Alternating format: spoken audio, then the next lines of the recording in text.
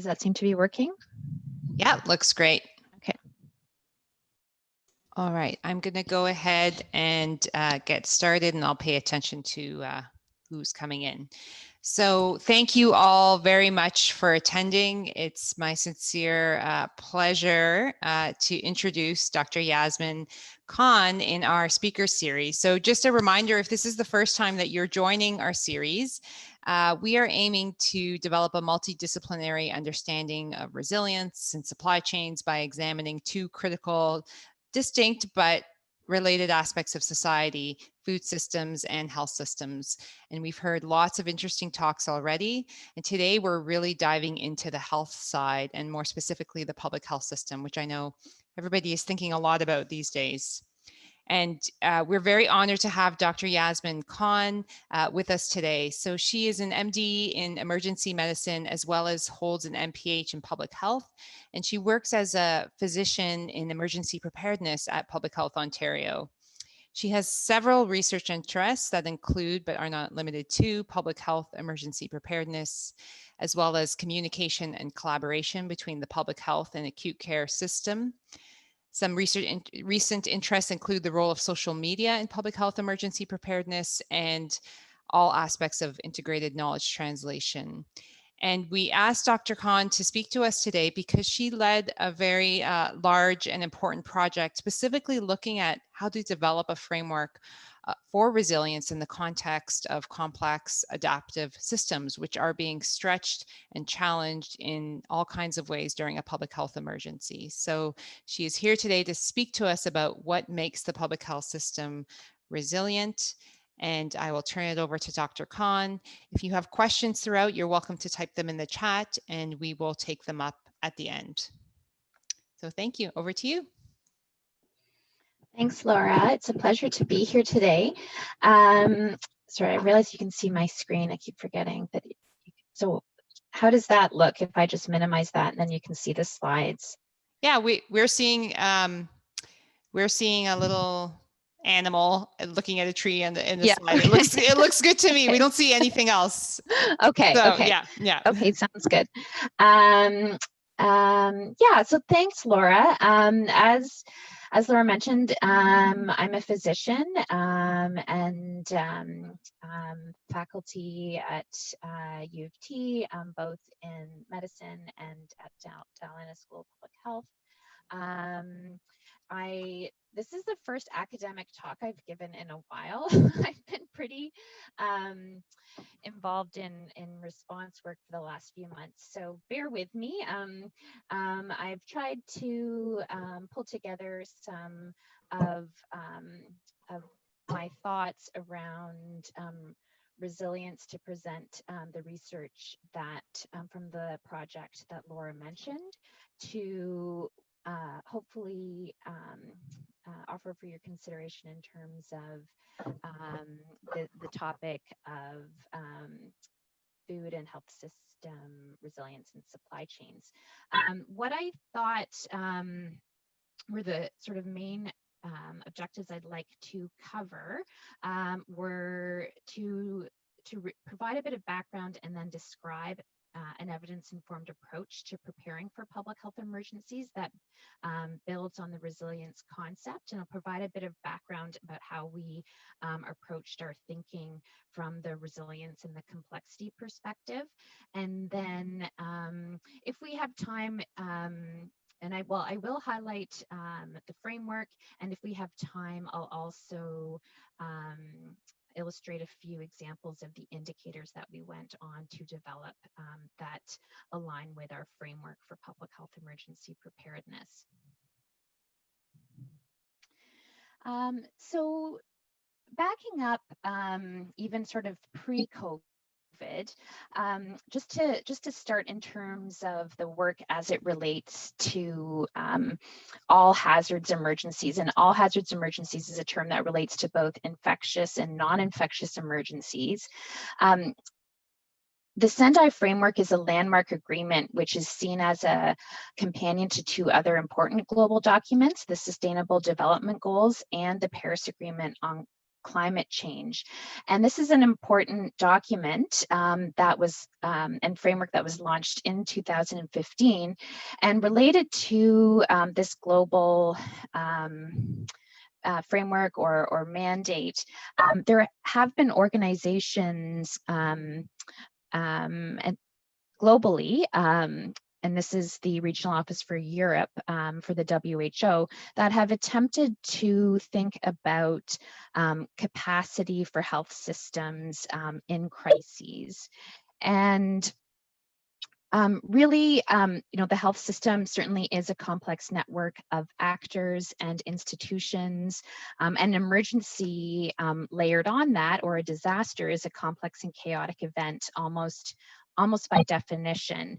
And then we have COVID. So those sort of setting the stage from where the health system emergency management field had been moving, and then to where we find ourselves in the present day. And so it's against this backdrop of recognizing when a traditional model does not completely fit for complex events, and we consider resilience for health systems. And that's been really important over the years to try to, like as part of our research, try to think about public health systems in more of the complex system perspective. In terms of the Sendai framework, one of the pillars of the Sendai framework is the ability to build back better, and the idea being that resilience relates to that ability to build back better, to adapt, to learn, and through that you are enhancing disaster preparedness for ongoing effective response. So, considering the complexity of health systems, certainly that we're facing in the socio-political context of emergencies, it's increasingly recognized that we need to take a resilience-based approach to thinking about our systems in health and public health. This is an example of a definition that was proposed in an article that was post-Ebola in 2015. It does highlight some important features, and so I just thought I would share this quote and then get into our research and how we framed it. So the idea here: capacity of actors, institutions, and populations to prepare for and effectively respond to crises, maintain core functions when a crisis hits, and informed by the lessons learned, and reorganize if conditions require it. In terms of how we have built it into research for thinking about the evidence to support emergency management in health systems and in public health, certainly part of the challenge that we're faced with is that emergency management has typically originated from the first responder field. And if we think about the traditional emergency management approaches where that originate from events such as fighting fires, activities that may inform learning may include formats such as hot washes. These are terms that can be used, debriefs, and also after action reports. And so one of the challenges that we found in thinking about resilience was how, when we have something as complex as a health system, do the approaches from the fields such as fire really apply to public health and health? And so the journey that I've been on with my team is to start thinking about public health emergency preparedness and public health emergency management work with the resilience lens that's a bit different from the command and control lens that may be better suited to an event such as a fire or a more discrete response. So what we found when we initiated our research was that there was really limited evidence, particularly for the Canadian context, to inform practice in health system emergency management. There was, at the time when we initiated this work, and I would say that was back in 2013-14, there was a fair bit of literature really dominated by the United States context, and certainly we have important differences when compared with the United States. And so we embarked on a collaborative process to work towards addressing knowledge gaps for health emergency management.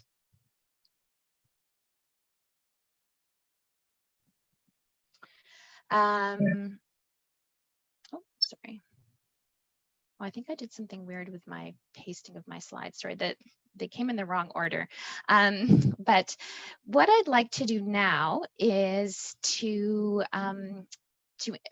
focus on the research that led to the development of the framework for public health emergency preparedness. And so in terms of where we were, where we wanted to identify priorities for the Canadian context in terms of addressing key knowledge gaps. The knowledge gap that rose to the top was the idea of how do we know if we're prepared? And that's sort of how do we know if we're ready? And then how do we convey that to others? How do we measure it? And so that really rose to the top of the priority list for research in this field in Canada.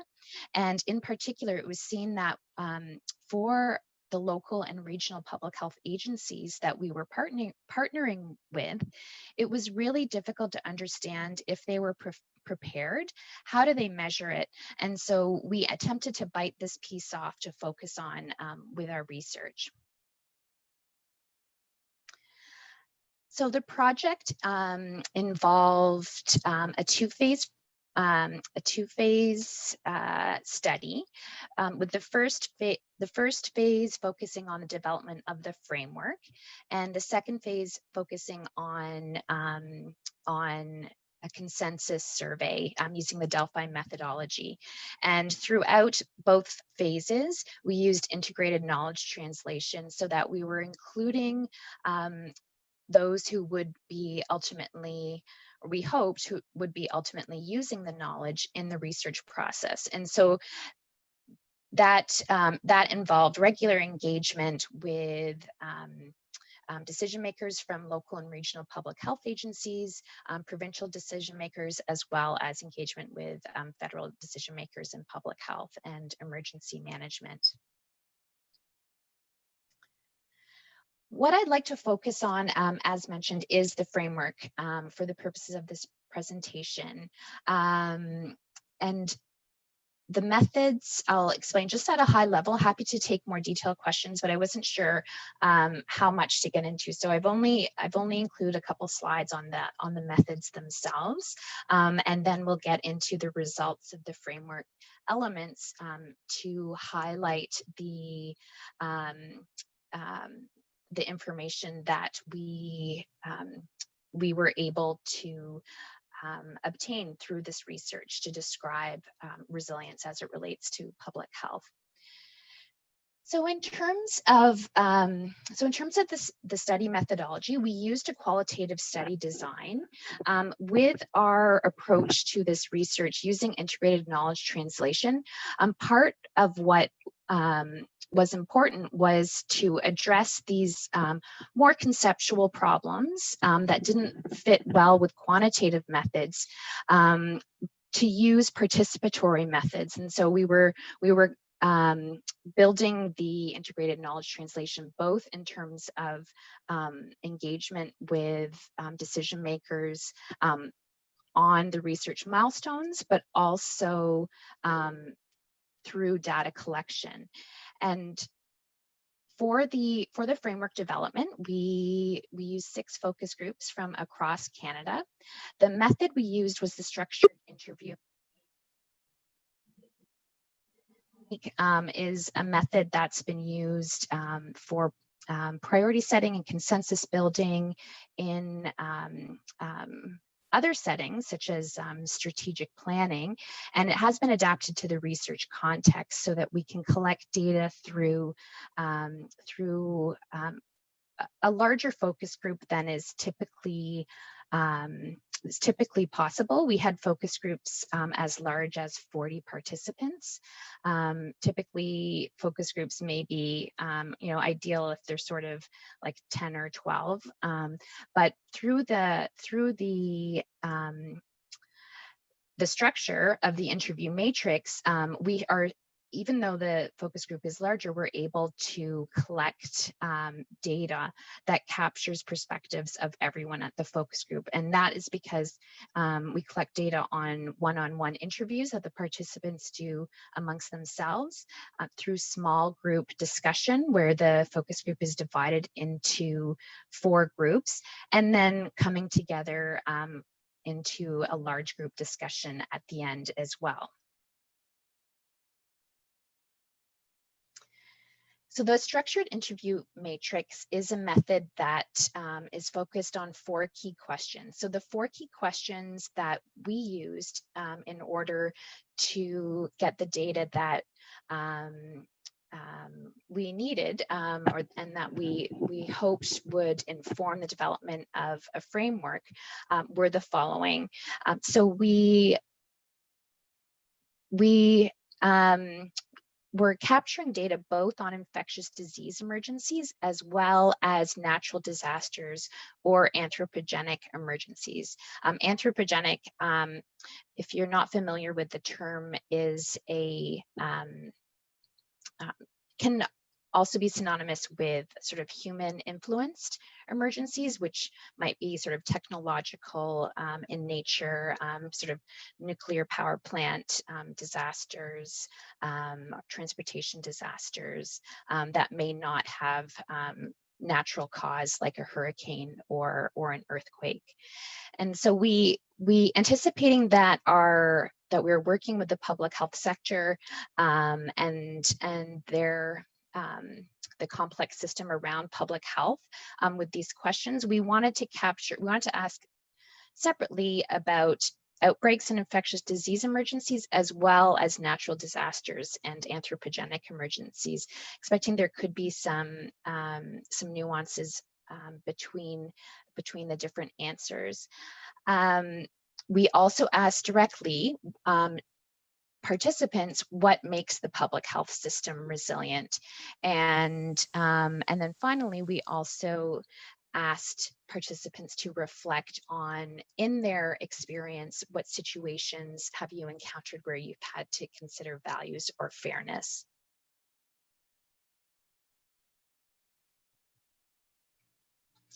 So in order to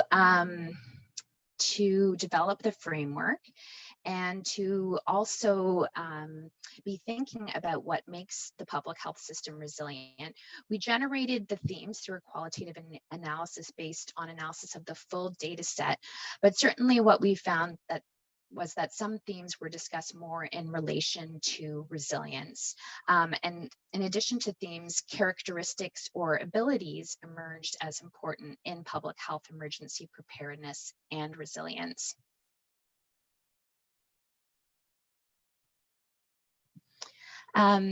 So this is a visual of our framework. Our analysis resulted in 11 themes, 10 standalone, and governance as a cross-cutting theme, with ethics and values seen as at the core of the framework. So what I'd like to do now is to walk through the elements, the 11 elements. So we have the 10, which are our flowers, petals in the flower rather, and then governance and leadership, which was a cross-cutting theme was seen as encircling the other elements of public health emergency preparedness.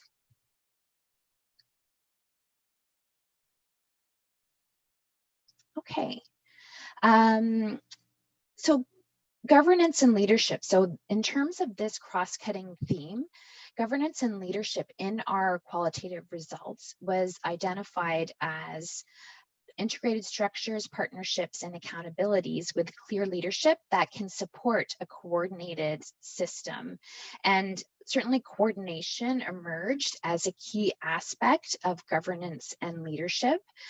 This was described in terms of resilience as well, the importance of that coordination. And for example, a quote from a participant spoke to the importance of breaking silos down and but really thinking about having the governance and leadership in place long before an incident occurs, as preparedness as a preparedness framework. Preparedness is the perfect time to begin building those relationships to support effective governance. Collaborative networks was an element of our framework, which also emerged as important in regards to resilience. And the idea that was described by our participants in our research was integrated structures, partnerships, and accountabilities with clear leadership to support a coordinated, interoperable system. I don't know, sorry, I actually think that is the actual definition of governance and leadership. Sorry about that. But I think the quote, there must have been another pasting error. Sorry about that. As I said, bear with me. It's been a while since I've been doing my going through my academic talks. So I don't have that header memorized, but what I can say is that in terms of the quote, this is reflective of the collaborative framework. The idea of many groups working together, being able to understand what each other's roles are and what their strengths and weaknesses are. And it's it being the collaborative framework that's going to make your public health system resilient. So certainly partnerships with relevant external stakeholders support collaborative and coordinated actions that promote resilience.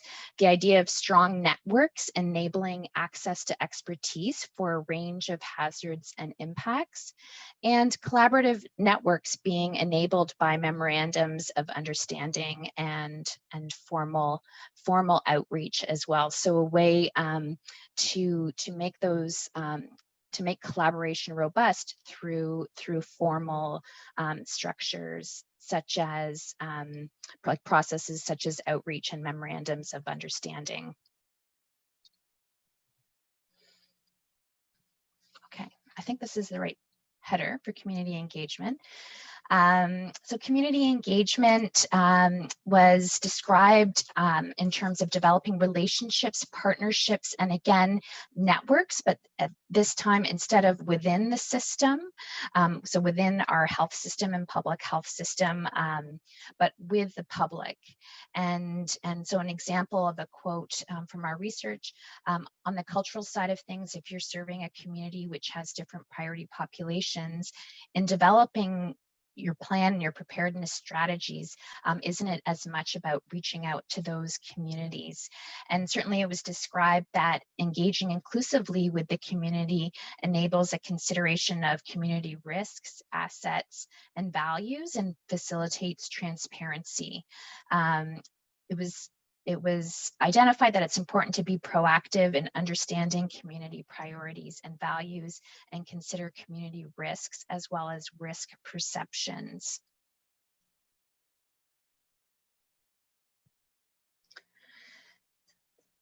And our workforce. So workforce capacity emerged as a very strong theme in relation to our framework and resilience. So the idea of developing, supporting knowledgeable, skilled, and resilient staff, both in terms of training and having the redundancy, the sort of the surge capacity built into the system, ensuring as much as possible people are well trained, there's enough, and staff resilience coming from being adequately funded and trained.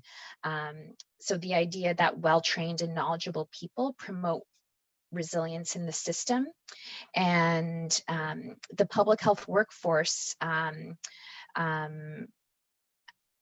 contributes to also to the idea of business continuity. So keeping the business running in terms of other essential public health activities, given whatever emergency staff are responding to, and sufficient capacity to have that surge.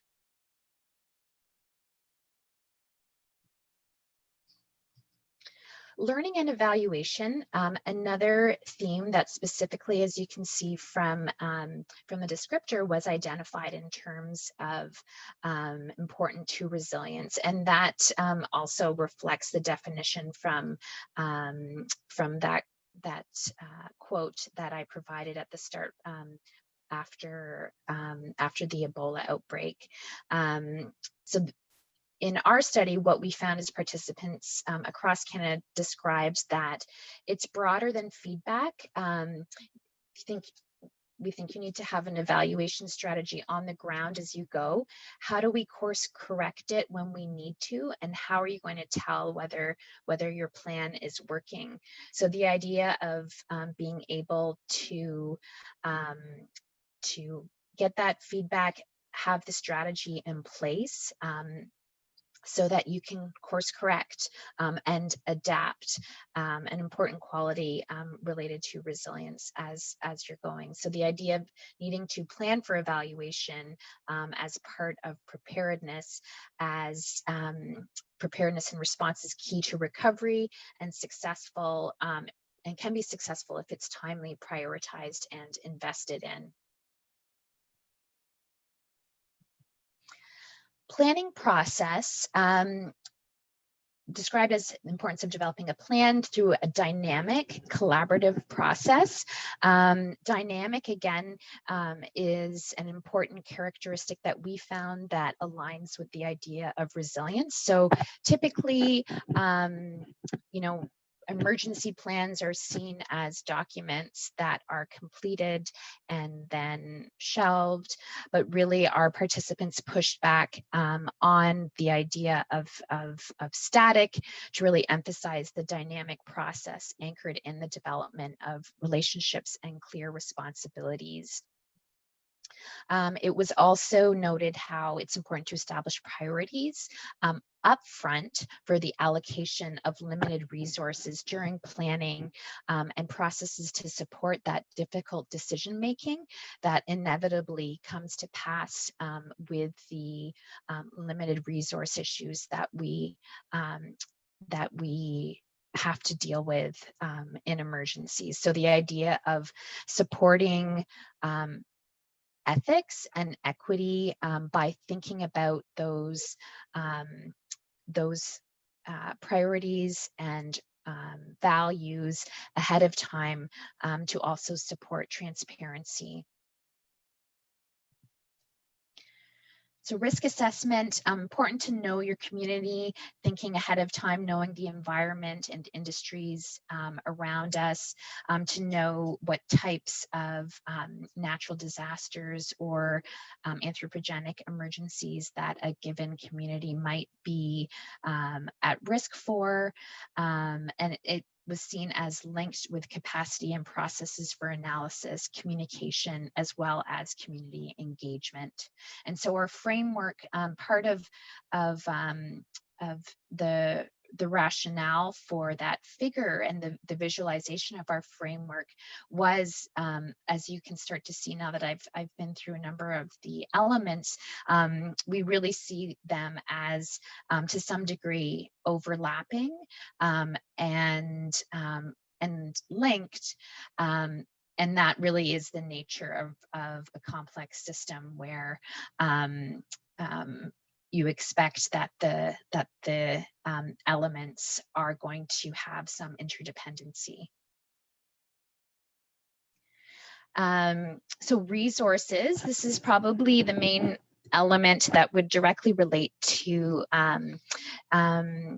the idea of supply chain from the public health perspective. In terms of ensuring that there's dedicated resource capacity and mobilization capability was certainly reflected by this public health, the public health participants. So the idea of the partnerships, about knowing how to access the stuff, the infrastructure over this stuff, over the stuff and innovation skills. So the idea of promoting adaptive capacity by considering scalability of resources and sufficient infrastructure, ensuring that ability for activating, mobilizing, and adapting the resources linked to plans, and seen as essential public health capacities that link also to communication, surveillance, risk analysis, evaluation, and community engagement.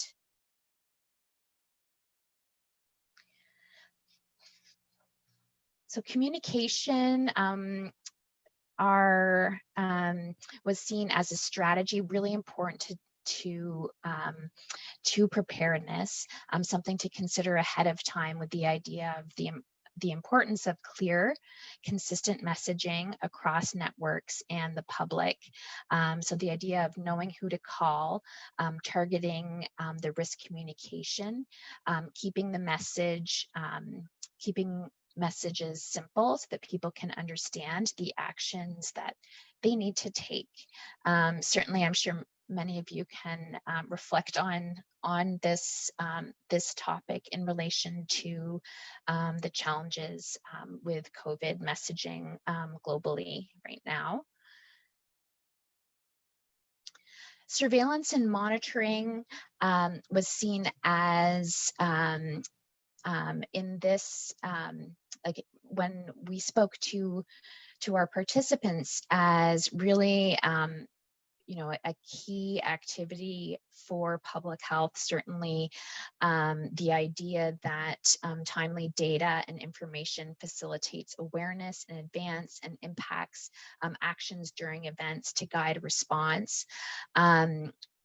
It was recognized that the robustness of surveillance and information that's available really cannot be taken for granted, and even in the Canadian context. And this is, as this was research done pre-COVID, but certainly was recognized that the robustness of surveillance systems really does have a lot of variability across our country, but yet was seen as so essential to providing that information and feeding back to the people that need to know about to make decisions. And the last element in the framework was practice and experience. So the idea of building your system, building your preparedness by investing in testing and practicing plans and processes. And thinking about this, certainly if you have heard of the term drills, even Code Orange, those are important activities where the public health workforce may be able to develop skills in advance. But the idea was to not just think of practice as exclusive to those types of activities, and to think about it in terms of experience, and get involved, like have the opportunities to get familiar with response work through other opportunities that may exist, whether it's working with another public health agency on their response, supporting so that capacity is built together. And so those were the 11 elements of the framework.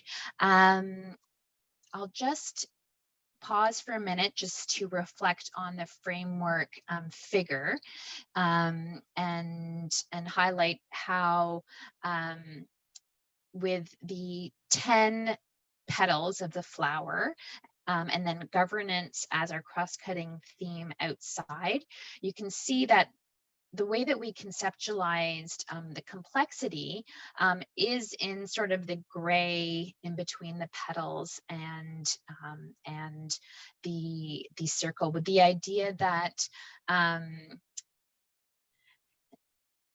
from our research, that governance and leadership to some extent can support resilience in the public health system through the tenets which are reflected there. So the idea of being adaptable, of the system being able to self-organize, to be dynamic, to respond to feedback, and as an interconnected system. Those are examples of tenets of complexity that when we analyze our data really seem to be part of the broader system where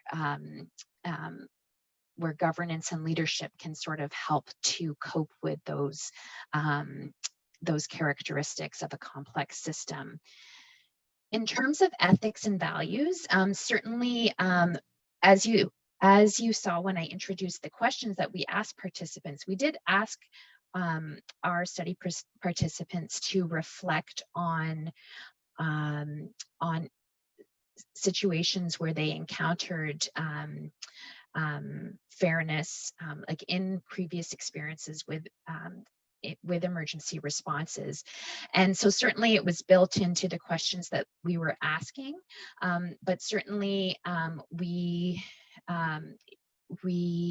found that ethics and values was really embedded within each of the essential elements, and that's why we have it reflected at the core. It really, we did see the links between those experiences that participants described and the essential elements, as well as resilience. So from our results, we felt that it's definitely important to consider ethics as explicitly in planning. I mentioned how to in planning process to be thinking about some of the priorities and difficult decisions that may need to be made as part of the planning process, because the ad hoc decisions that are made during evolving emergency situations may increase risk for some populations and reduce trust in the emergency management system. And so to incorporate fairness and values, we really saw ethics as the core of public health emergency preparedness.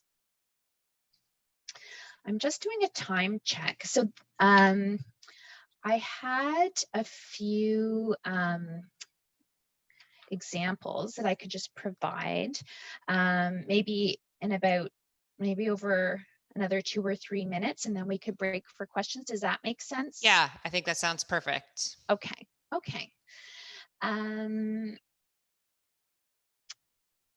This is my backwards slide again, my pasting error. But so circling back to the purpose, not only did we want to define preparedness, but we also wanted to think about how we would measure those concepts. And certainly when we're talking about resilience, it is a bit tricky to think about how are we going to measure these concepts which reflect resilience in our you know, complex topics.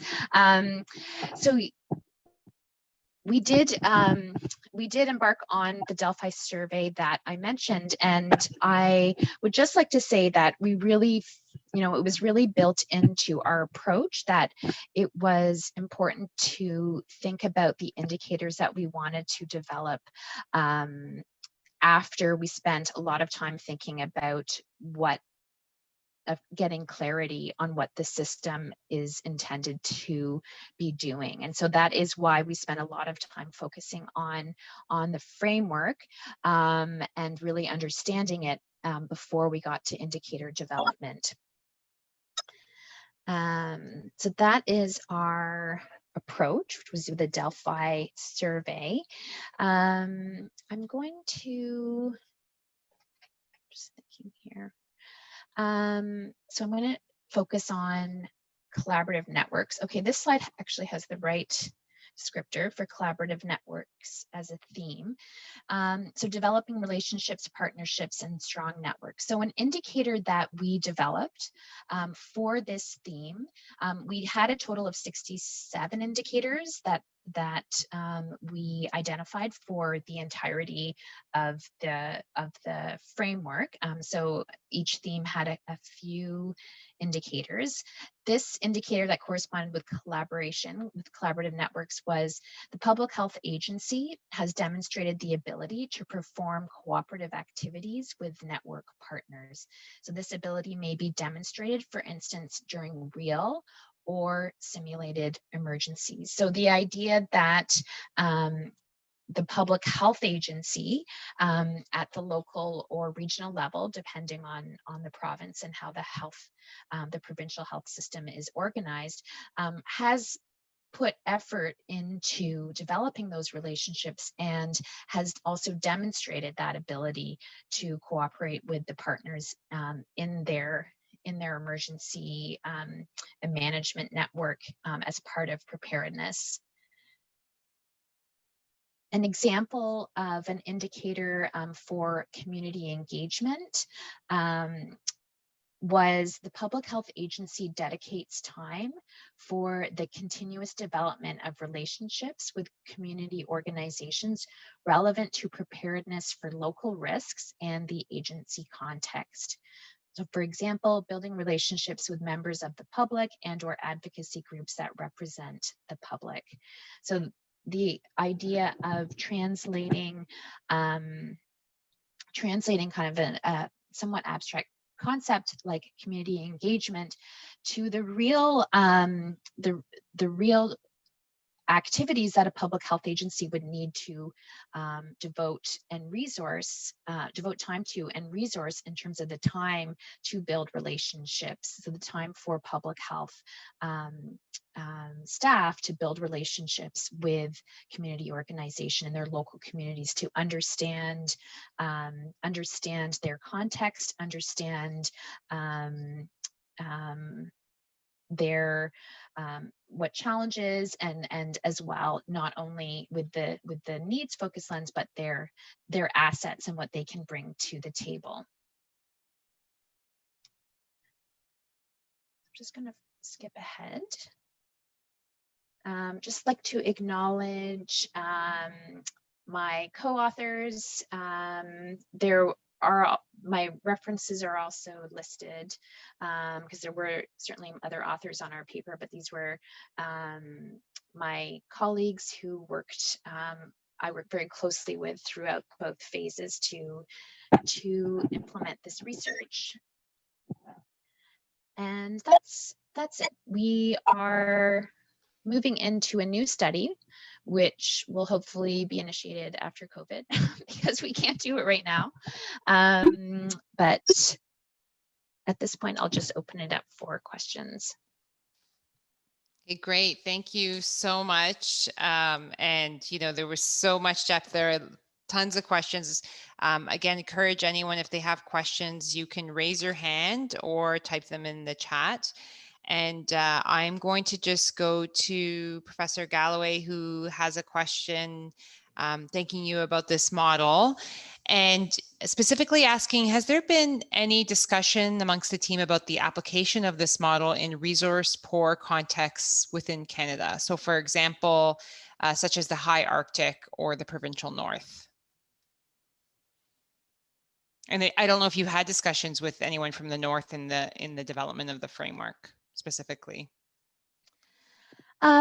We did have, so I mean, I didn't spend a lot of time talking about who was involved in the focus groups. We had in total 130 participants from across Canada participate, and there were 2 focus groups in BC, 1 in Ontario, 1 in Quebec, and 2 in Nova Scotia. We had there was a variety of contexts. So in terms of urban, rural, and then rural. I mean, you may be able to tell from, well, you can't necessarily tell, but we did not have any focus groups in the North. So I don't think I could say that it can easily it necessarily applies to the North and the resource context in the North. Having said that, we did, throughout the focus groups, there were participants in multiple provinces, both in the framework development as well as the indicator development process, reflecting First Nations, Inuit health branches and perspectives, as well as Public Health Agency of Canada, to bring in considerations as it related to public health organizations. But up to now, no, I would say that it doesn't, we did not collect the research specifically related to the North. Professor Galloway, did you want to add anything else? No, I just wondered because quite a few of the petals on the flower are things previously identified in other research as very important to successful public health implementation in northern and resource poor context. Things like community engagement, strong attention to governance as a cross-cutting theme. So I can see that there would at least be some alignment, but probably additional considerations related to context. Great, thank you. Okay, Vignes, over to you. You had your hand up, and then Chris next. Hi, Dr. Khan. Thank you for a very interesting talk. Looking at the diagram, I can't help but think of the CanMEDS framework. And similar to CanMEDS, there's talk about including digital health competencies into that. I was wondering what your thoughts were on technology, digital technologies as an enabler of resilience in our public health systems. That's a great question. And maybe you have to just explain to everyone what CanMEDS is. Okay. Yeah. I don't, maybe Vignes can explain. Oh, you're Vin. Do I, you want to just elaborate? I know what it is. But... It's the medical competencies. They're organized in a very similar way of this flower with a lot of petals. Yeah. So these are competencies for anyone training in medicine. Okay, go ahead. So I would say that like in terms of backing it up a bit, certainly digital competencies for communication was actually another priority from the work that our collective group did to identify research priorities for the field of public health emergency preparedness. And so that some of that work related to what Laura mentioned earlier, like we have separately done some work related to communication and social media. But having said that, as it relates to this framework, we did there are some, like we're certainly aware of that, because again, the idea of public health being able to adapt and communicate with the public in a responsive way was certainly recognized as a knowledge gap, like as part of this whole process. And I mean, I'm searching a little bit because I'm not remembering all of like the 67 indicators right now in terms of what they, and I don't have them in front of me. But I feel like there were some that reflected the importance of like at least multiple multiple modalities for communication, and the importance of being responsive, because certainly, I mean, when like digital communication and potentially social media communication applies to some of our community, but not all. Thank you. Hey, Chris, over to you. Thanks for a great talk. I was wondering if you found in your studies any tension between the resourcing and operation of the public health system during normal times and their preparation and resilience for times of emergency. Is there a tension between spending the resources or using that in preparation while we've got this normal system that's supposed to be working and obviously is also under some resource capacity issues? Well, yeah, I mean, I think, to be honest, that was to some degree the impetus for this research, because I think what